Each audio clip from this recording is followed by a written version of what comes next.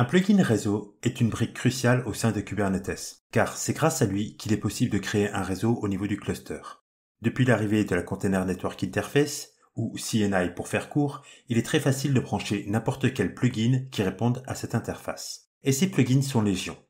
Il y en a un cependant qui se démarque du lot, Cilium. En effet, Cilium a pris le parti depuis le jour 1 d'utiliser eBPF pour gérer le réseau, là où les autres reposent le plus souvent sur NetFilter.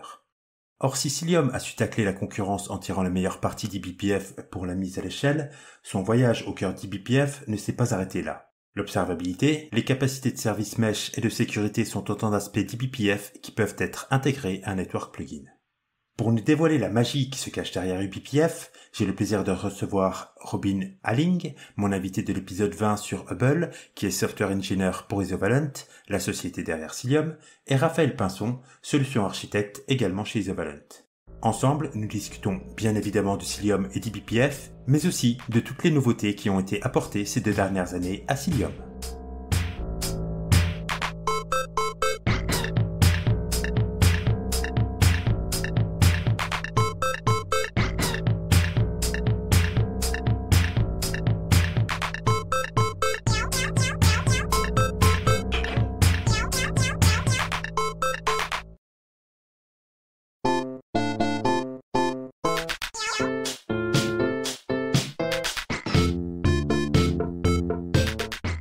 Raphaël, Robin, bonjour et bienvenue. Bonjour. Salut Stéphane.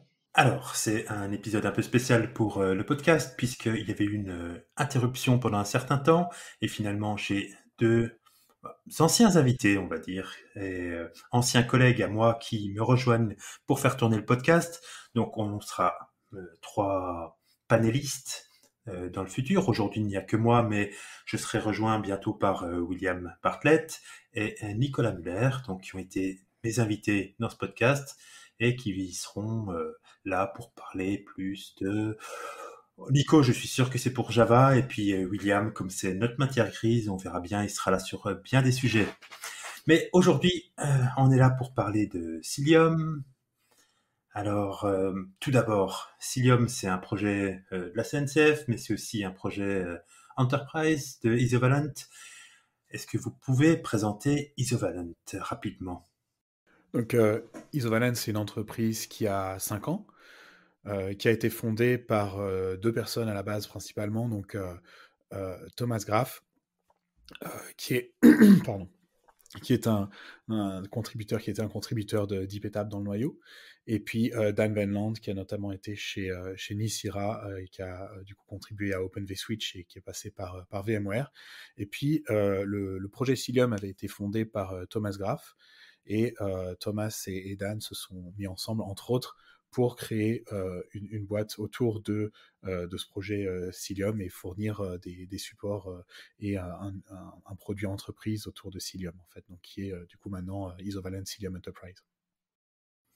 Ok. Cool. Donc, 5 ans. 5 ans déjà, ça me paraît loin. Parce que, donc, de ma connaissance, Cilium, donc, c'est un CNI pour Kubernetes et qui repose grandement sur les fonctionnalités d'eBPF, si je me trompe pas. Mais corrigez-moi si je me trompe. Ça fait déjà 5 ans. Ça fait déjà 5 ans. Waouh. Le temps passe vite. eBPF il y a 5 ans, c'était pas eBPF aujourd'hui aussi. C'est vrai que, comme tu l'as dit déjà, Cilium, ça repose autant la partie open source Cilium, mais aussi ce qu'on offre au niveau entreprise repose énormément sur eBPF. Et c'est vraiment la technologie qui est la fondation en fait pour tout ce qu'on fait. Et donc, on a aussi Daniel Workman, qui est le co-créateur de eBPF, qui travaille chez nous et qui contribue aussi toujours maintenant à eBPF au niveau du noyau Linux et co-mainteneur. Voilà. Ok, cool. Est-ce qu'on peut justement avoir une petite vue d'ensemble sur ce que c'est eBPF pour peut-être ceux qui ne sont pas familiarisés avec cette technologie ? Ouais, donc eBPF, c'est pour Extended BPF, donc c'est une amélioration un peu des fondements BPF, donc Berkeley Packet Filter, qui était présent dans le noyau depuis les années 90. Et puis, ce que ça apporte, c'est plus de flexibilité et puis plus de sécurité aussi. Le principe, en fait, donc BPF depuis les années 90, c'est ce qui permet entre autres d'avoir TCP dump, donc de pouvoir avoir un peu d'observabilité dans le noyau. Avec eBPF, il y a beaucoup plus de choses qui sont possibles. On peut se plugger sur des événements non seulement réseau, mais aussi des événements de création de processus, de terminaison de processus, d'ouverture, de lecture, d'écriture de fichiers, etc. Et puis, le principe, en fait, c'est qu'on va injecter dans le noyau des petits programmes en bytecode. Et ces petits programmes, une fois qu'ils sont chargés dans le noyau va les compiler à la volée, donc en JIT. Il va les vérifier. Et puis, il va les rendre disponibles. Donc, ils sont compilés en langage machine et ils sont disponibles pour être attachés à des événements du noyau pour pouvoir être lancés. Ces petits programmes, ils sont faits pour être simples, ils sont faits pour ne pas cracher le noyau. Notamment, ils doivent se terminer obligatoirement.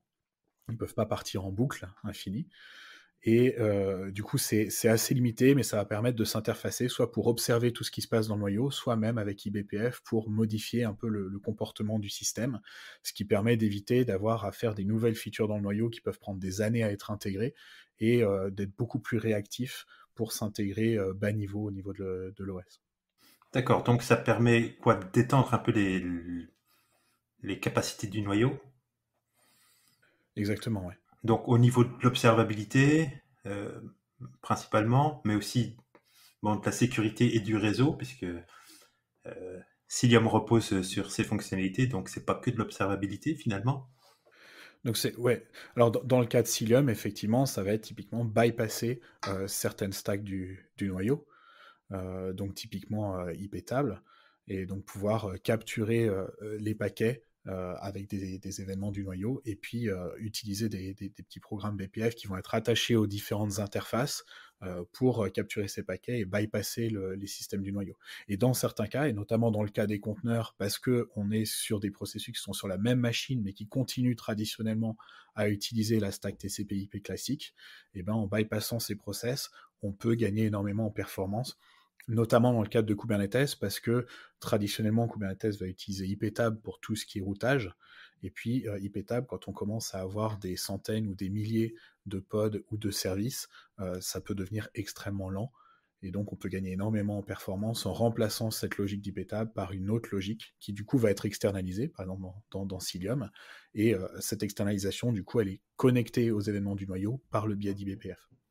Ok, c'est le gros différenciateur de Cilium par rapport aux autres CNI dans Kubernetes.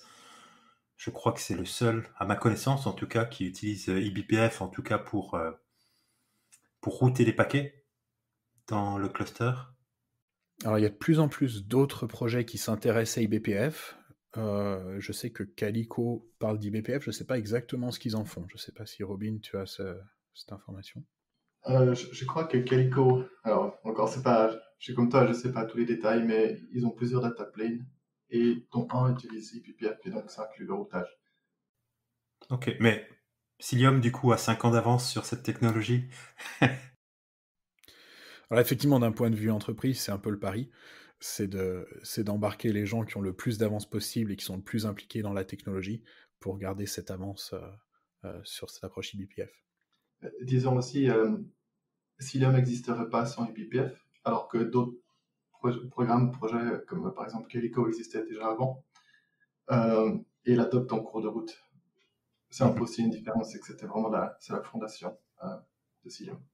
Ouais, Sans eBPF, pas de Cilium. J'imagine que pour les autres, c'est plus difficile à implémenter après, sans breaking change et choses comme ça. Au moins, Cilium est parti de ça, ce qui facilite grandement la donne. Donc, avec eBPF aujourd'hui, c'est du routage de paquets, mais on a aussi mentionné la sécurité et l'observabilité. Donc, qu'est-ce que ça apporte au CNI spécifiquement d'avoir aussi ces capacités au niveau des BPF? Une chose qui est très intéressante, c'est le fait que Cilium, en fait, va pas avoir une approche purement basée sur les adresses IP pour le routage, mais a un concept d'endpoint, en fait. Et ces endpoints, c'est basé aussi sur des identités, donc il y a des endpoints et des identités. Et donc Cilium va faire des identités à partir des pods qui tournent dans Kubernetes, typiquement. Ces identités sont basées sur les étiquettes des pods, pour pouvoir avoir une gestion sur la durée, en fait, de toutes les règles de routage, par exemple, et puis toutes les règles de network policies qu'on va appliquer. Et ça, c'est un des intérêts d'IBPF, c'est du coup, comme on va chercher dans le noyau, typiquement, on peut aller aussi regarder les six groupes, les identités des pods au niveau des six groupes aussi, donc au niveau des conteneurs. On va pouvoir avoir une gestion du trafic qui est beaucoup plus logique, en fait. Quand je dis logique, c'est pas simplement que c'est logiquement que c'est logique de faire ça, mais qui va être beaucoup plus logique dans le sens où on va traiter les flux en fonction de métadonnées des applications, des conteneurs, plutôt que des données purement réseau comme les adresses IP, en fait. Ça, c'est un des bénéfices qu'on va avoir avec IBPF. Et puis, je pense que Robin pourrait en dire plus dans la partie Hubble, justement. Ouais, juste pour t'interrompre, je veux savoir d'un point de vue sécurité, est-ce que ça empêche le spoofing d'adresse IP, par exemple? C'est une bonne question. Non, je pense pas que ce soit vraiment dans ce scope-là, en l'occurrence. Ok, c'était juste une question. C'est parce que ce que j'entendais, c'était l'identité est faite sur plus les métadonnées d'un pod, et donc l'adresse IP est finalement secondaire de ce pod.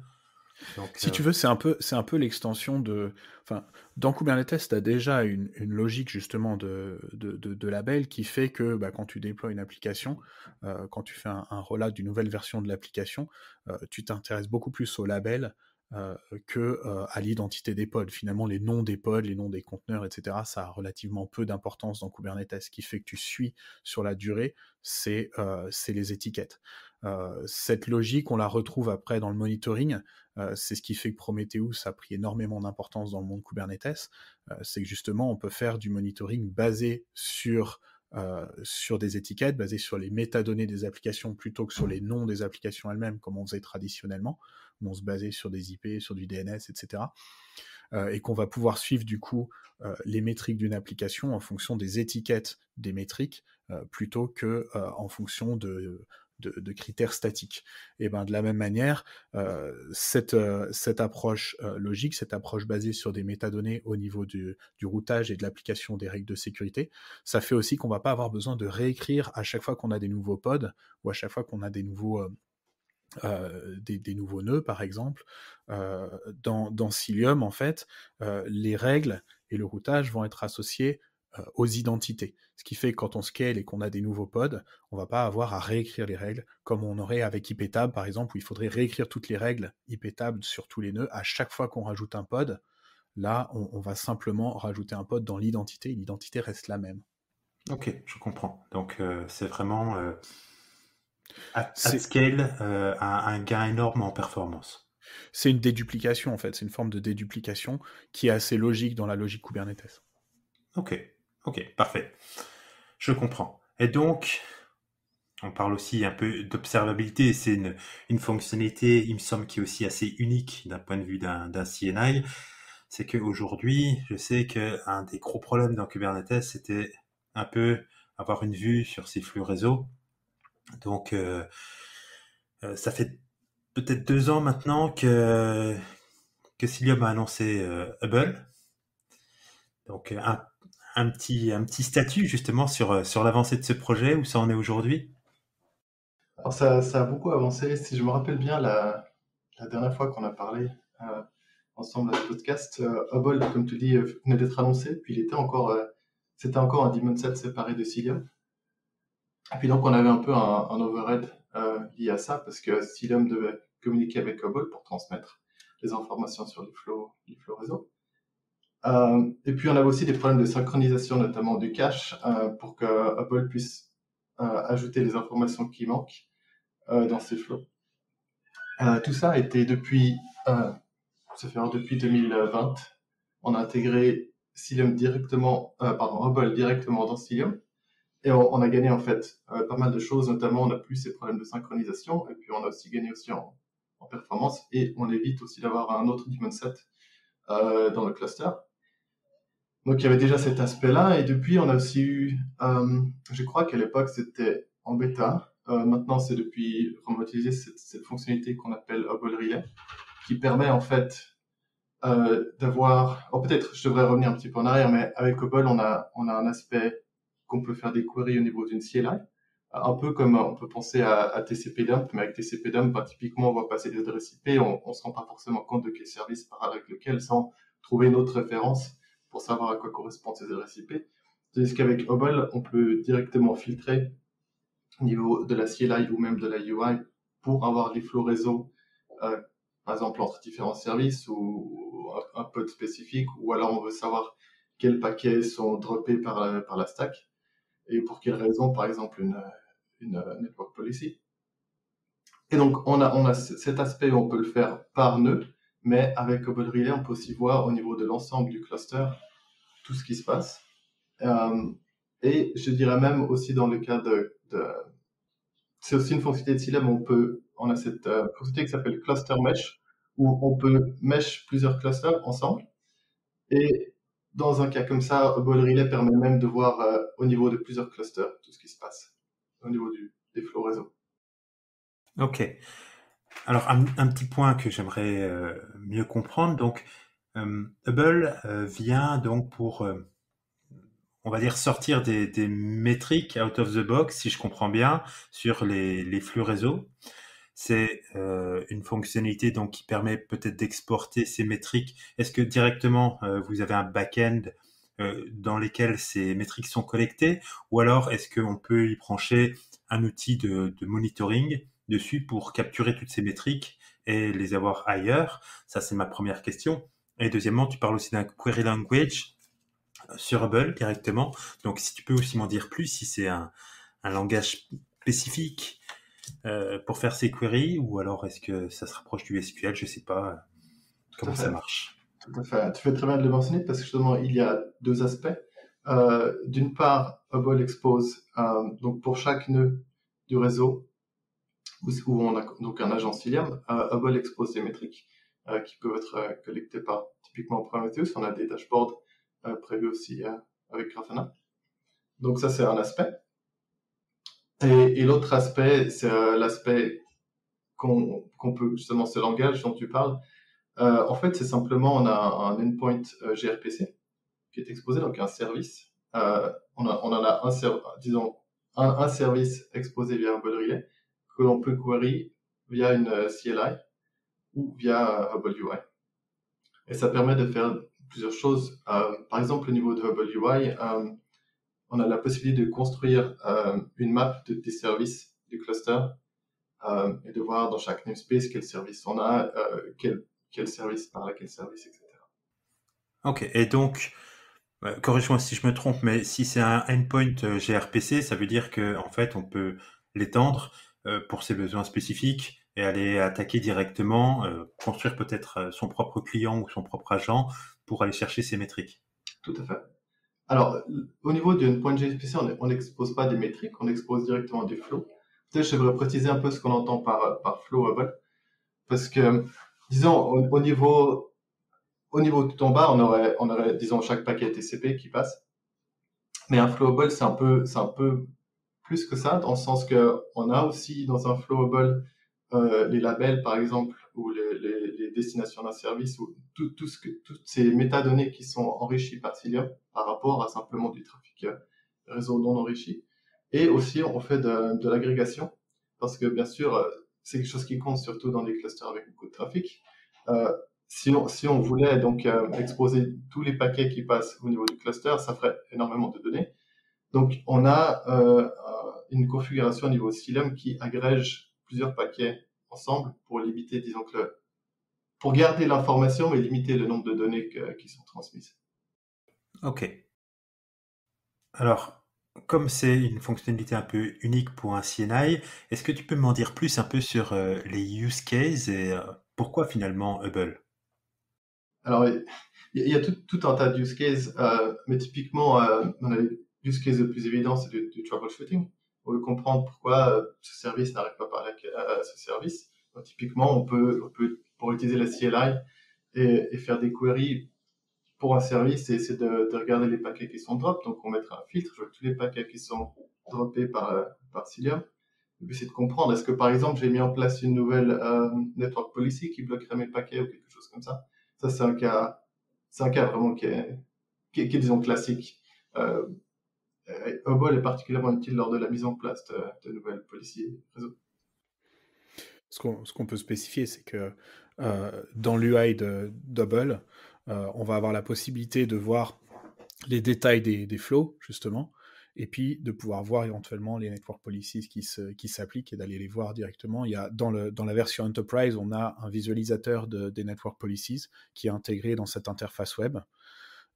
Et ce visualisateur, il permet de voir en fait les étiquettes sources, les étiquettes de destination, quels sont les flux qui sont autorisés entre les deux, et éventuellement même d'éditer en temps réel les network policies dans l'interface, ce qui peut permettre d'être très réactif. Alors, dans une approche GitOps, évidemment, c'est pas forcément ce qu'on a envie de faire, mais si on est sur un mode incident et qu'on se rend compte soit qu'il y a une network policy qui bloque quelque chose, soit qu'il y a une attaque qui a lieu et qu'on voudrait bloquer un flux, eh ben on peut dans l'interface web directement à la volée voir ce flux et le bloquer au niveau du cluster. D'accord. C'est quelque chose qui est faisable donc aussi bien dans l'interface web qu'au niveau du CLI. L'édition à la volée, il me semble Non, pas. le Hubble CLI n'a pas d'intégration avec les network policies.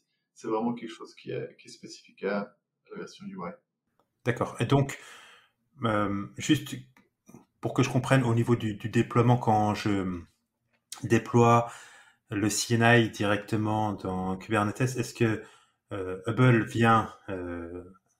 est directement intégré ou j'ai des options, des paramètres spécifiques à passer pour dire en plus je veux Hubble? Et si c'est le cas, est-ce que lui vient directement des moments où Hubble est on? Alors, quand on installe Cilium, par défaut, Hubble n'est pas activé.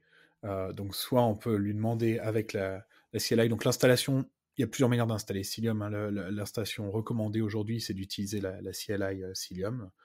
Donc, l'outil en ligne de commande Cilium. Donc, quand on fait un Cilium install, il n'y a pas Hubble installé. On peut faire un Hubble enable plus tard. Et éventuellement, également, il y a une option pour activer l'UI qui est encore une option séparée. Quand on installe avec le chart Helm, on va avoir des options dans le chart Helm, des paramètres pour activer Hubble, pour activer l'UI. Ok. Donc, Robin, tu as parlé aussi de l'overhead qui était moindre aujourd'hui que ce qu'il n'a pu être il y a 2 ans pour Hubble. Cependant, j'imagine qu'il y a un léger overhead qui demeure. Est-ce que c'est le cas? Oui, c'est le cas. Il y a un overhead, mais qui est plutôt négligible quand on compare, disons, à la fonctionnalité qui est apportée. Et est-ce que c'est un paramètre que je peux facilement switcher? C'est-à-dire que là, j'ai besoin de troubleshooter, je veux pas même du léger overhead, ça peut arriver sur mon CNI. Est-ce que je peux activer Hubble et juste pour une session de debug, parce que par exemple c'est ma production, je voudrais juste avoir cette session de debug et donc peut-être enabler Hubble et l'UI sur une courte période. Est-ce que c'est faisable? C'est faisable, c'est faisable en théorie. Je ne sais pas si beaucoup de personnes font ça parce que en pratique, en fait, l'overhead, il est vraiment négligible. Et donc, en fait, on n'a pas tellement ce besoin de se dire j'active seulement parce que j'ai besoin de visibilité à ce moment-là.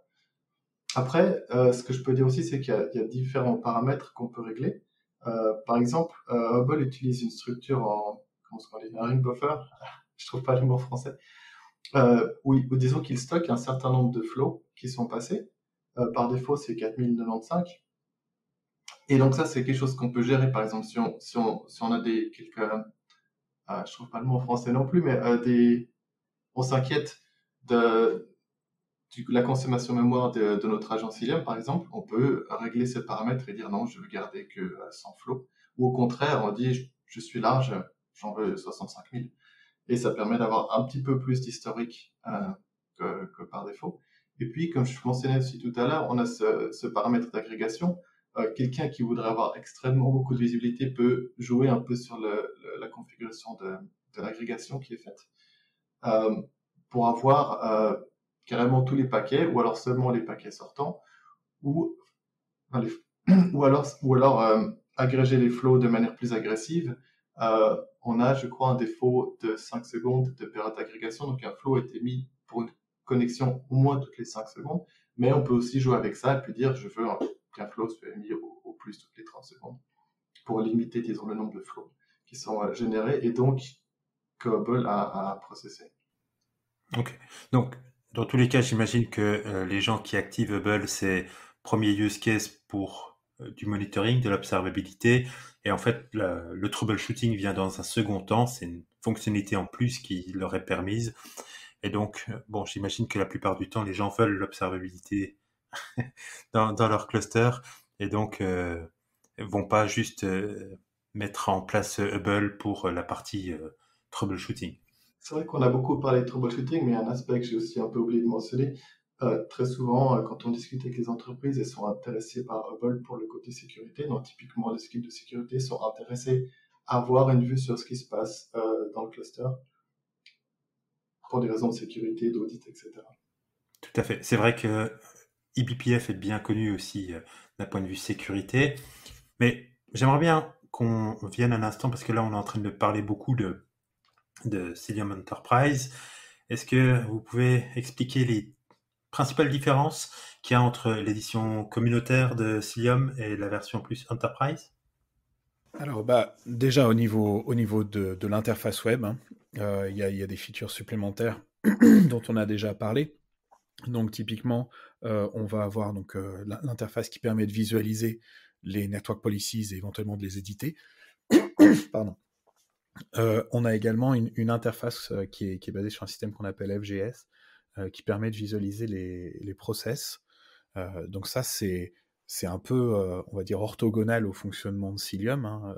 C'est pas lié au routage des paquets, mais comme on fait de l'IBPF et qu'on peut aller observer des choses au niveau du noyau, on peut également observer tout ce qui se passe au niveau des process, au niveau des ouvertures, des écritures de fichiers, etc. Et en particulier dans cette vue process tree, on peut voir les liens entre les processus qui tournent dans des conteneurs et les flux réseau qui découlent de ces processus.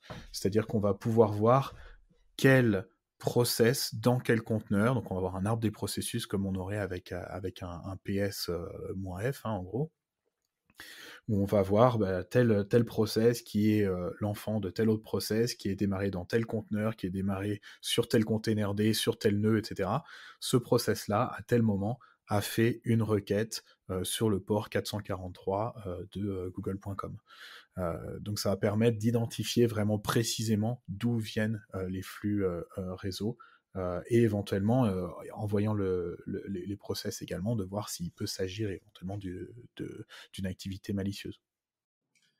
On a aussi d'autres choses qu'on n'a peut-être pas parlé, mais typiquement, on a une intégration avec Airbag pour Hubble au niveau entreprise. Donc, on peut définir, typiquement, ça permet d'avoir de la multi-tenancy, d'être multi-tenant. Je sais pas comment on dit en français. Je suis navré, j'ai vraiment pas l'habitude.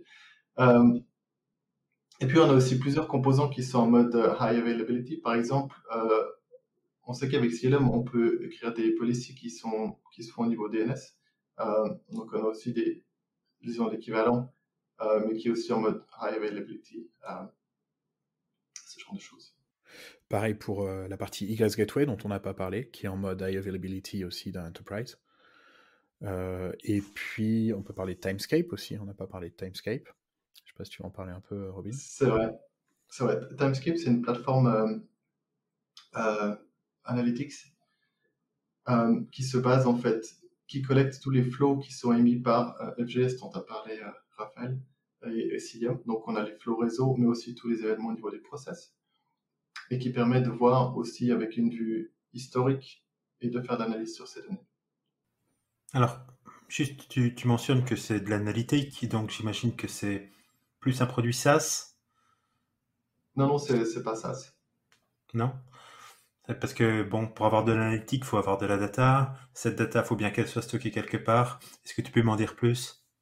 Oui, alors, ça me fait penser à quelque chose d'autre qu'on n'a pas mentionné dans les fonctionnalités d'entreprise, c'est qu'on a aussi une fonctionnalité d'export de ces données, notamment vers des SIEM tels que Splunk ou Elasticsearch, mais aussi pour exporter ces données. Donc, process events ou Hubble Flow vers des blob storage, typiquement S3 ou Google Cloud Storage. Et en fait, notre outil d'analyse, il se base sur il va lire en fait les données qui sont dans ces buckets et ensuite faire de l'analyse dessus. D'accord. Donc, pour bien avoir le workflow, on va dire, de tout ça, mettons, je configure un bucket S3 chez un cloud provider pour y stocker mes données. Et après, donc, je peux directement brancher Timescale sur ce bucket pour faire de l'analytique. Exactement. Donc, Timescape, typiquement, il se déploie au niveau d'un cluster Kubernetes. La configuration la plus courante, on va dire, ce serait d'avoir Timescape qui est déployé dans un cluster de monitoring et qui est utilisé pour monitorer plusieurs autres clusters. Donc, d'avoir quelque chose qui monitore le cluster, mais qui est en dehors et donc pas affecté par ce qui se passe au niveau des différents clusters, ou pour avoir simplement une vue globale de plusieurs clusters différents. Ce qui est quelque chose quand même assez utile, une centralisation, disons.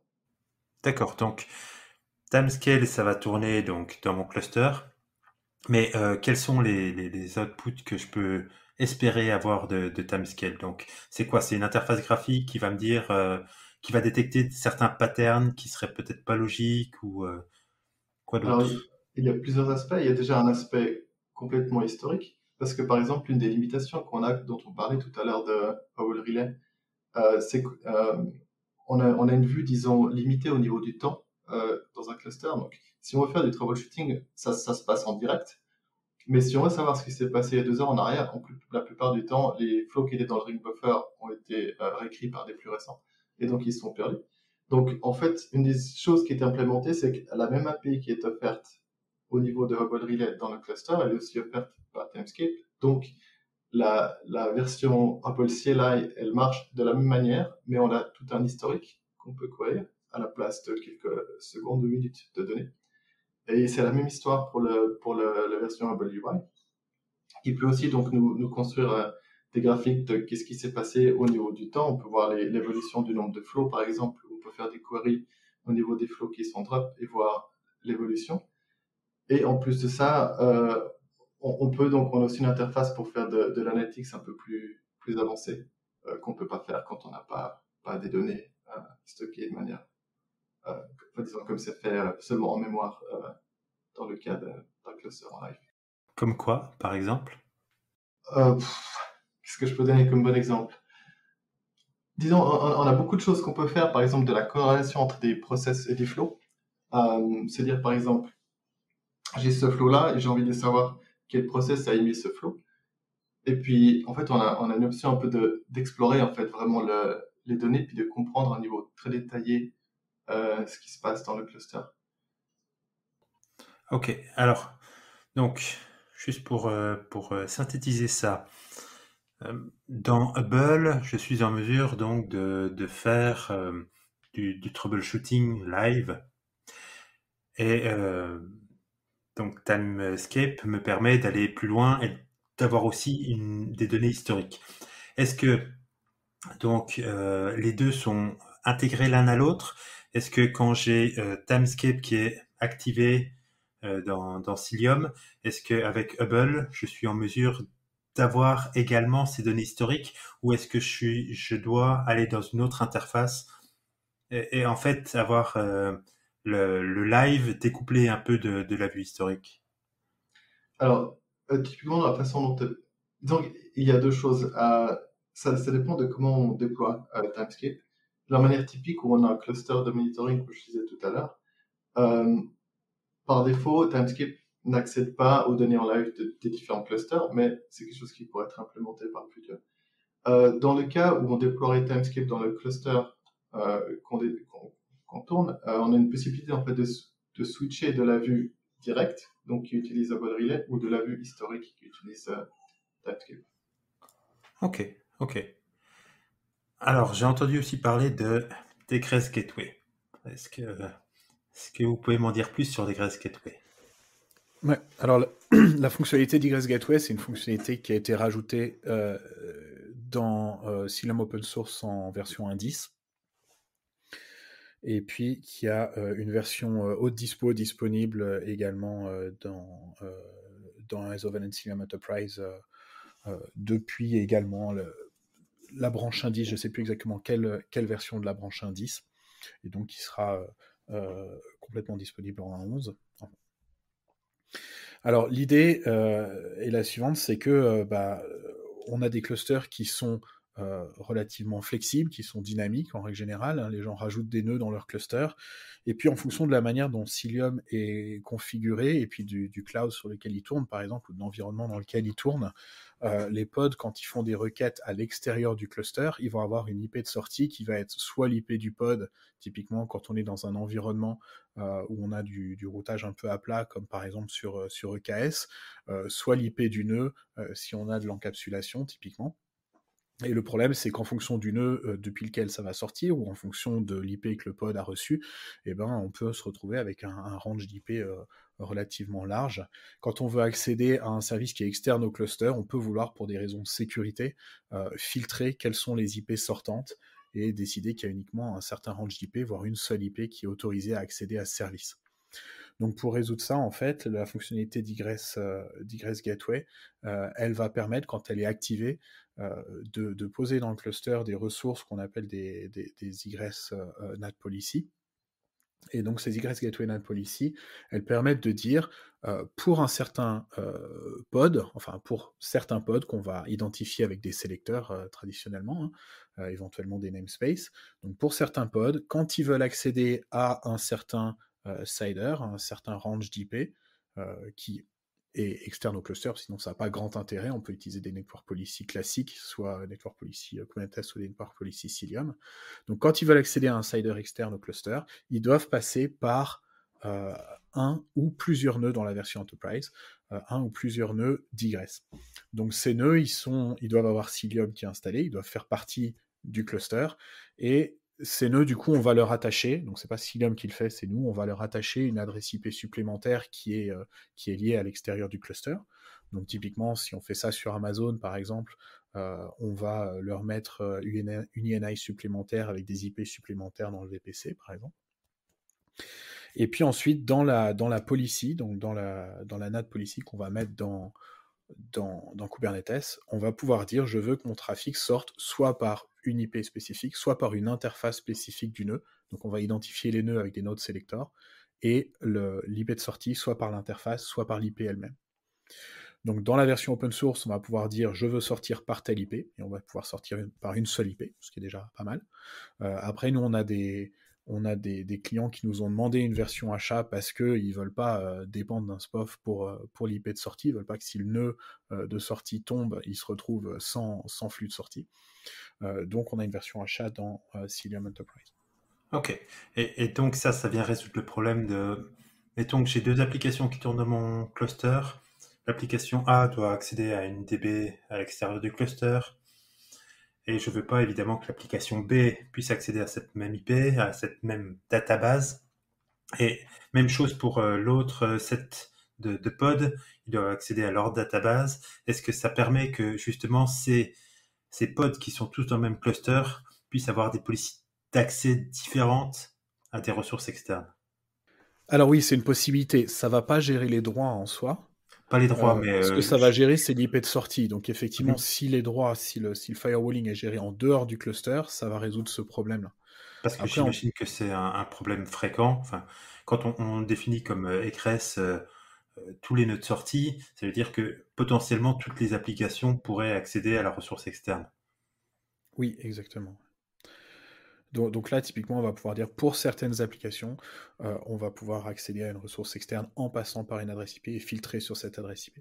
Ce qui veut dire que potentiellement, on pourrait avoir effectivement plusieurs différents nœuds de sortie avec des adresses spécifiques ou différentes adresses spécifiques, parce qu'on peut effectivement attacher à une interface réseau d'un nœud de sortie plusieurs adresses IP, et puis dans la policy, choisir par quelle adresse IP on veut sortir, ce qui permet ensuite de filtrer à l'extérieur du cluster par quelle adresse IP on est sorti.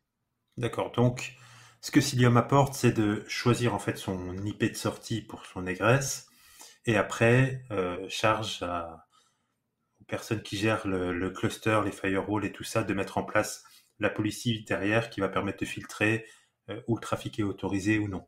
Exactement. Après, ça, c'est à l'extérieur du cluster Kubernetes, donc c'est en dehors de notre scope. Tout à fait. Et ça aussi, ça va permettre que, je sais pas, quand on est dans le cluster en rajoutant des nœuds, on n'a pas nécessairement besoin de revenir sur les policies, justement, parce qu'on a déjà choisi les IP de sortie. Exactement. Ok, cool. Tu parlais aussi, juste pour revenir là-dessus, tu parlais du filtrage, du fait que des pods puissent accéder à un service externe. On peut par contre filtrer ça à l'intérieur du cluster. Il y a une possibilité également avec des network policies, parce que les network policies Cilium ont une spécificité. C'est également la possibilité de filtrer sur des FQDN externes, et donc de décider si un pod a le droit de parler à des services externes en fonction du nom de domaine. Et ça va se baser sur la résolution du nom de domaine dans Cilium, où il va mettre en cache les IP et décider ensuite de laisser passer le flux vers ces IP. Donc il y a possibilité également d'empêcher ou d'autoriser des pods de discuter avec l'extérieur depuis l'intérieur du cluster, sans se baser sur du firewalling externe. Et c'est une autre fonctionnalité. Ok, j'imagine que ça a aussi un léger effet de bord intéressant, c'est-à-dire qu'on dédie des interfaces pour accéder à des ressources externes, et donc on n'est pas tous sur la même interface à aller chercher ces ressources. Peut-être dans certaines circonstances, ça peut aussi aider d'avoir une bande passante dédiée pour certaines applications pour accéder à ces ressources externes. Potentiellement, je crois pas qu'on ait clients qui utilisent cette fonctionnalité-là pour ça, mais ça peut être intéressant, effectivement. Ok. Et dans tous les cas, ça permet au niveau des règles qu'on applique sur cette ressource externe d'avoir en fait quelque chose de beaucoup plus simple à gérer, sans doute moins sujet à erreur humaine, parce qu'on a un set IP qui est très limité et qui est toujours le même finalement, qui va pas changer avec le temps, parce que j'imagine qu'avec le temps justement, peut-être les mises à jour, on peut updater son cluster, créer des nouveaux nœuds et Exactement, bah, tout a tendance à changer dans un cluster Kubernetes. Les IP des pods, les IP des nœuds. Donc effectivement, avoir quelque chose de statique, c'est quelque chose qui aide beaucoup pour l'intégration dans des réseaux un peu plus traditionnels. C'est souvent un peu ce qui fait peur. Moi, j'ai souvent vu en entreprise, on veut mettre du Kubernetes, mais par contre, il faut respecter un peu les règles qui existent depuis 20 ans dans l'entreprise, c'est-à-dire on a des firewalls avec du filtrage sur les IP, etc. Parce qu'on n'a rien d'autre, on n'a pas de métadonnées qui permettent de filtrer les flux. Donc pouvoir fournir ces fonctionnalités-là qui permettent de dire votre flux il va sortir par cette IP-là, c'est garanti. C'est très rassurant pour les équipes réseau et sécurité dans des environnements, surtout on-premise, dans des environnements classiques. Ok, j'imagine. On a aussi mentionné Airback, donc ça c'était plus d'un point de vue multi-tenancy, si j'ai bien compris. Est-ce qu'on peut revenir une seconde sur la fonctionnalité Airback que peut offrir Cilium ou Cilium Enterprise, je ne sais plus lequel des deux. Oui, alors c'est dans Isovalent Cilium Enterprise, c'est disons lié à Hubble, parce que Airback s'intègre au niveau de Hubble parce que ça permet typiquement de dire que si on utilise le service, par exemple Hubble Relay ou celui de Timescape d'ailleurs, de limiter par exemple certains utilisateurs à accéder à certains namespaces seulement. Parce que par défaut, autrement, on voit tout le trafic au niveau du cluster, ce qui peut être problématique. Et quand on cherche, par exemple, disons dans un cas classique où on donne un namespace par une team qui fait une application, ça permet donc de limiter la visibilité à ce qu'ils devraient voir et pas plus. Ok. Du coup, question subsidiaire, c'est-à-dire que là on parle d'autorisation, donc Airback au niveau de Hubble UI. Ça veut dire évidemment qu'il y a un mécanisme aussi d'authentification qui est mis en place. Donc, comment marche l'authentification? Est-ce qu'on peut se plugger à des providers d'authentification ou est-ce que c'est user mot de passe classique? Non, c'est tout à fait une intégration, par exemple, peut s'intégrer avec des services comme Okta, etc. Donc c'est basé sur de l'OpenID, ouais. Donc, Ouais, très... parfait. J'ai entendu le mot tendance service mesh quelque part dans la discussion. Alors, il y a 2 ans, on n'en avait pas discuté. Je pense pas que c'était une fonctionnalité qui était déjà présente. Donc, ça veut dire quoi? Qu'aujourd'hui, Cilium, en plus de fournir déjà l'observabilité et un CNI capable de scaler facilement, veut offrir aussi un service mesh.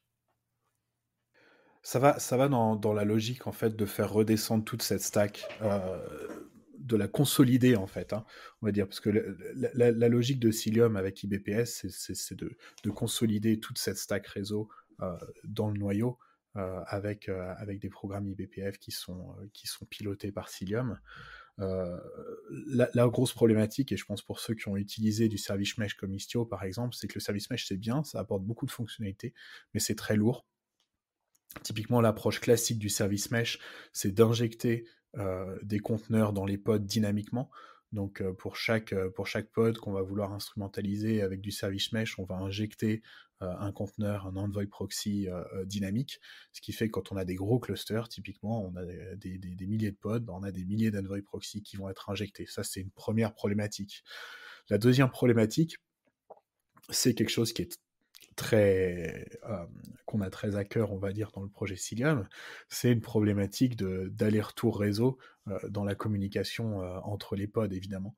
Euh, alors, quand on fait communiquer des conteneurs entre eux, bah, typiquement, quand on injecte un envoy proxy, et bah, à nouveau, on fait des allers-retours sur la stack TCP/IP, ce qui fait que quand on a une application qui a été instrumentalisée avec du service mesh et qui veut parler à une autre application instrumentalisée avec du service mesh, et ben on va faire un aller-retour entre l'application, l'envoy proxy, on ressort du pod, on retourne dans un autre envoy proxy pour accéder à une autre application, et puis à chaque fois, on a des latences importantes qui sont rajoutées.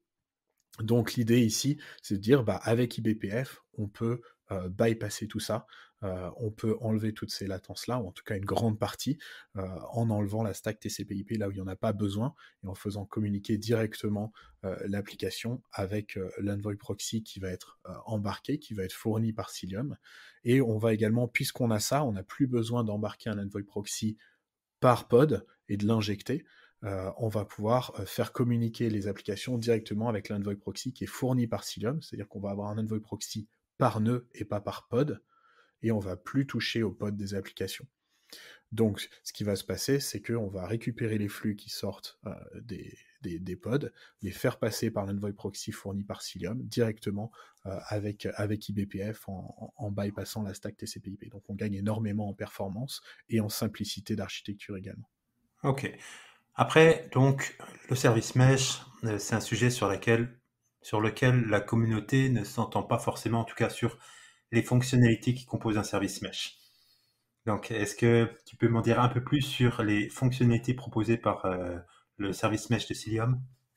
Je suis pas expert en service mesh, je sais pas si Robin en saura plus. Il y a une fonctionnalité en particulier qui est intéressante. Déjà, c'est la fourniture d'une classe d'ingress, ce qui fait qu'on n'a plus besoin de déployer un contrôleur d'ingress dans le cluster. Cilium peut s'en occuper. Donc là, quand on active cette fonctionnalité, faut noter que sur différentes fonctionnalités qu'on a mentionnées avant, on n'en a pas parlé, mais il y a des conditions, il y a des requirements, notamment pour le service mesh, il y a le remplacement du kube proxy qui est nécessaire, donc Cilium peut remplacer de manière partielle ou intégrale kube proxy, et pour certaines fonctionnalités, dont l'Egress Gateway, dont le service mesh, le cluster mesh aussi, il me semble, il faut remplacer le kube proxy.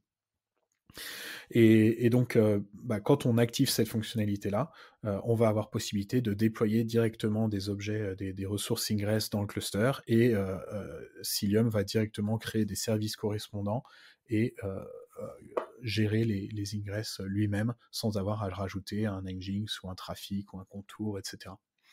Donc ça, c'est une des fonctionnalités. Je ne sais pas si tu as d'autres fonctionnalités en tête, Robin.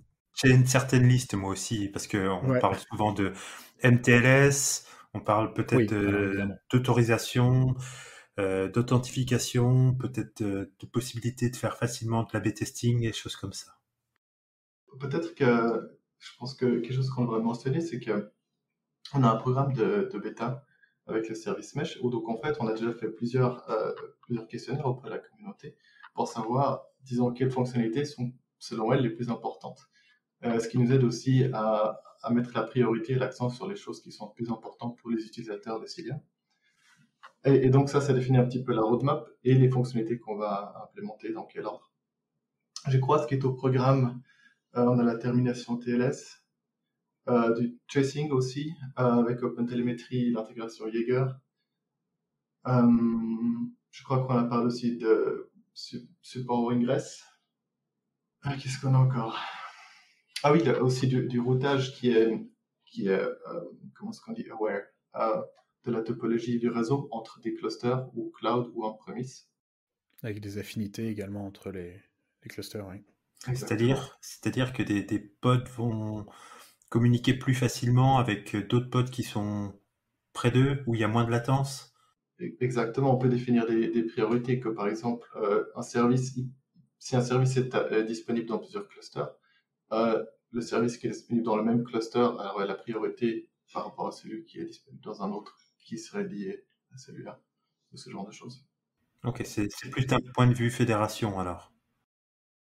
D'un point de vue cluster mesh, en fait. Il n'y a pas de fédération Kubernetes, mais effectivement, une fois que les clusters sont meshés, on peut mesher 2 ou plus de clusters entre eux, on peut avoir une notion de service global, et donc on va pouvoir déployer, si on déploie le même service, parce qu'encore une fois, ça veut dire que les deux clusters Kubernetes sont séparés, ils ont leurs propres ressources, mais si on déploie le même service des deux côtés avec une étiquette qui indique qu'il est global, eh bien, ce service va avoir, dans chaque cluster, on va être load balancé sur l'un des deux clusters. Et donc, une des fonctionnalités dont parlait justement Robin là, c'est la possibilité d'avoir une affinité et donc d'avoir quelque chose d'un petit peu plus fin et de dire, de préférence, je préfère que mes pods aillent parler aux pods locaux quand ils s'adressent à ce service, si c'est possible.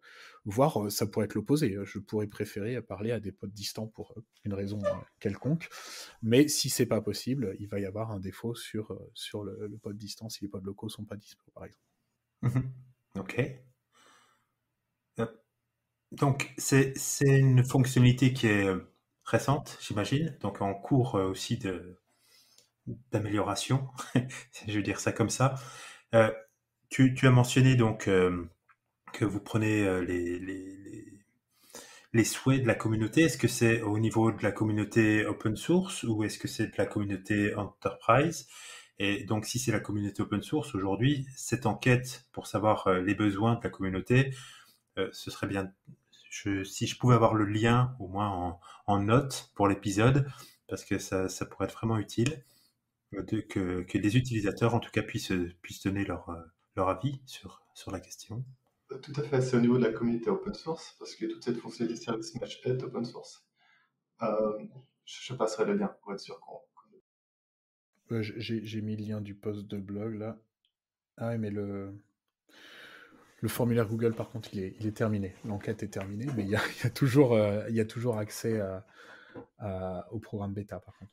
Ok, donc c'est quoi? On souscrit au programme bêta? Comment ça marche? C'est juste pour savoir qui l'utilise, comment il est utilisé, etc. J'imagine.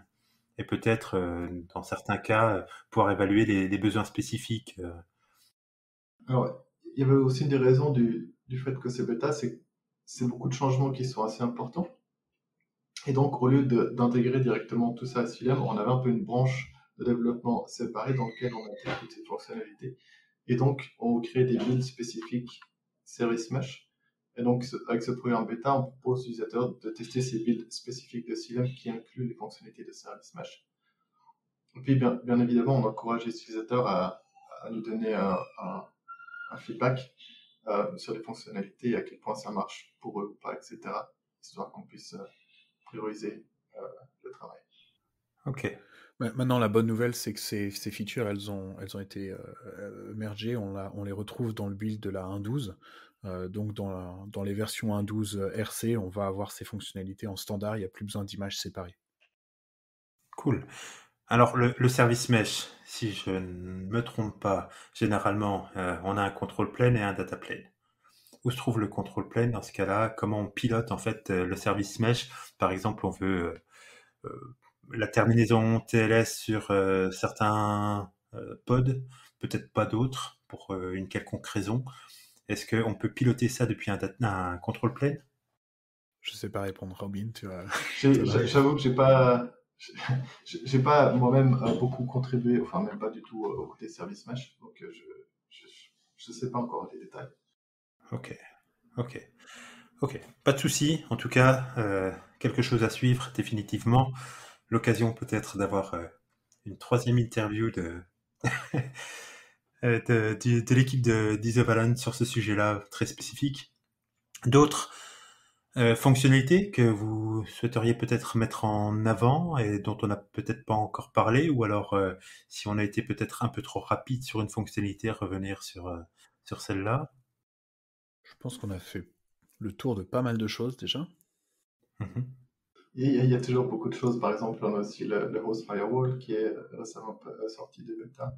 Il y a beaucoup de choses, mais il y a vraiment beaucoup de choses. C'est vrai qu'à chaque release ici, là, je suis assez impressionné de voir tout ce qui est nouveau et accompli. Ouais. Donc j'ai moi-même, même que je fais partie de l'équipe de développement, du mal à suivre tout ce qui se fait. Oui, on a régulièrement en interne, on a des points avec des démos des nouvelles fonctionnalités. Et il y a beaucoup de choses qui passent. J'imagine. Et alors, du coup, si on veut suivre un peu ces nouvelles fonctionnalités, bon, j'imagine que chaque release vient avec ses release notes, mais est-ce que vous fournissez aux utilisateurs peut-être d'autres sources, des blogs, peut-être une chaîne YouTube ou Alors, pour les gens qui parlent anglais, parce qu'il y a en anglais, il y a un podcast vidéo donc qui s'appelle Echo Livestream, qui est tenu alternativement par Liz Rice et Duffy Cooley, où je sais plus c'est toutes les semaines ou toutes les 2 semaines. C'est toutes les semaines. Toutes les semaines, en hein.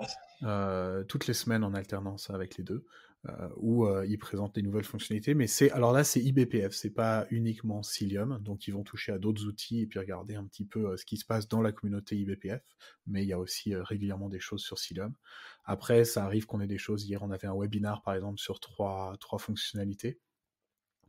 Et puis il y a une newsletter Echo aussi qui passe régulièrement. Après, évidemment, il y a tous les posts de blog, soit sur cilium.io, soit sur isovalent.com pour les spécificités enterprise. J'allais dire justement que pour chaque release, on a à chaque fois un blog post qui détaille la release et qui explique les fonctionnalités implémentées et à quoi elles servent. En général, avec aussi des graphes et tout qui aident à la compréhension. C'est toujours très intéressant à lire, je trouve. Mm-hmm. Ok, donc je mettrai ces liens en tout cas dans les notes. Et toujours sur ce même sujet, si je retrouve ce que je voulais dire, concernant la roadmap, est-ce que vous avez une roadmap qui est publique, liée peut-être à Cilium Community, ou est-ce que, je ne sais pas si Isovalent est en bourse ou pas, et si vous pouvez communiquer sur la roadmap, est-ce qu'il y a une roadmap publique? Alors, la roadmap publique, je regarde parce que je sais qu'il y a une pull request qui est passée pour mettre une roadmap publique dans la doc. Elle a été mergée hier, donc elle devrait être sur le site. Donc, disons que tout ce qui est fait au niveau des silos open source a toujours été public. On n'avait pas toujours eu une roadmap très claire, forcément, pour les gens qui sont un peu plus moins impliqués dans le projet. Mais dû au fait que Cilium gradue aussi au niveau de CNCF, il a besoin de publier une roadmap publique. Et donc, il y a un nouvel effort qui est fait pour être sûr qu'on a une roadmap avec un suivi concret qui aide à savoir où le projet se dirige. Ok, ce qui nous permet d'enchaîner directement sur notre dernier sujet, puisque Cilium fait partie du landscape de la SNCF et même du projet SNCF. Où ça en est aujourd'hui? Quel est le stade auquel en est Cilium? Et puis j'entends parler de graduate, donc ça veut dire que on est prêt à aller à une étape au-delà et donc passer au statut de projet graduate à la SNCF. Alors, je peux pas parler au niveau politique. On est en cours de travail parce qu'il y a des conditions pour passer à ce statut. Donc, la publication d'une roadmap en fait partie. Il y a des conditions sur notre communication entreprise aussi, le fait d'utiliser Isovalent Cilium Enterprise plutôt que Cilium Enterprise. Donc on est en train de travailler aux différents points qui vont nous permettre de passer cette étape-là. D'accord, mais c'est en tout cas l'objectif aujourd'hui, il est de passer donc en version graduate au niveau de la CNCF et donc projet largement adopté avec des contributeurs venant d'entreprises différentes, etc., etc.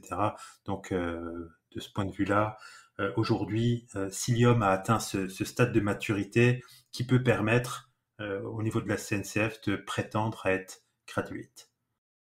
Je ne sais pas si Cilium remplit déjà tous les critères, mais en tout cas, je pense qu'on s'y dirige. Notamment, tu parlais de l'adoption, c'est vrai que c'est aussi important de pouvoir montrer qu'on a une adoption importante de Cilium. Et à ce fait, d'ailleurs, si nos auditeurs, les auditeurs écoutent et qu'ils utilisent Cilium, on est toujours content d'avoir du soutien au niveau des utilisateurs qui se manifestent. Et donc, on a un fichier au niveau du dépôt Cilium Git où on liste les utilisateurs de Cilium. Disons, les utilisateurs se listent eux-mêmes. Et ça, c'est quelque chose qui peut aussi aider par rapport à la graduation de Cilium. Ok, et donc d'un point de vue aussi contribution à Cilium, il me semble que Cilium est utilisé dans GKE. Est-ce qu'il y a d'autres cas où les cloud providers, je le sais aussi pour Scaleway qui a fait le choix de Cilium, mais est-ce que vous connaissez peut-être d'autres cloud providers? Est-ce que ça se dirige lentement vers l'adoption générale de Cilium? Alors, effectivement, GKE, Anthos, Scaleway propose Cilium en option, je ne crois pas que ce soit par défaut, alors que GKE, c'est par défaut. Amazon avec EKS Anywhere aussi, donc la version on-premise de KS utilise Cilium par défaut. Je ne sais pas, Robin, si tu as d'autres choses en tête. Historiquement, un des plus anciens est DigitalOcean, puis aussi Alibaba, du cloud. Voilà, oui, Alibaba, effectivement. Et puis on est en discussion, alors je peux pas en parler parce que évidemment on est tenu au secret tant que c'est pas annoncé, mais on est en discussion avec pas mal d'autres fournisseurs de cloud, notamment des clouds majeurs, et il va y avoir normalement des annonces à ce niveau-là. D'accord. Donc j'imagine que dès le moment où c'est adopté par un cloud provider, on a généralement des contributions de ce même cloud provider au projet. Alors même parfois avant, en fait. Même Parce parfois avant. Ouais, dans le processus d'adoption. Ouais, j'imagine. Il faut que ça corresponde à la façon dont c'est géré par le cloud provider. Écoutez, un grand merci à vous deux pour avoir discuté de tous ces sujets autour de Cilium aujourd'hui. Merci à toi. Merci. Retrouvez Robin sur LinkedIn et Raphaël sur Twitter @Rafink, RAPHINK. Retrouvez également Cilium et Isovalent sur isovalent.com. Comme toujours, n'hésitez pas à parler de cet épisode autour de vous, à vos amis et sur les réseaux sociaux. Prenez soin de vous et à bientôt.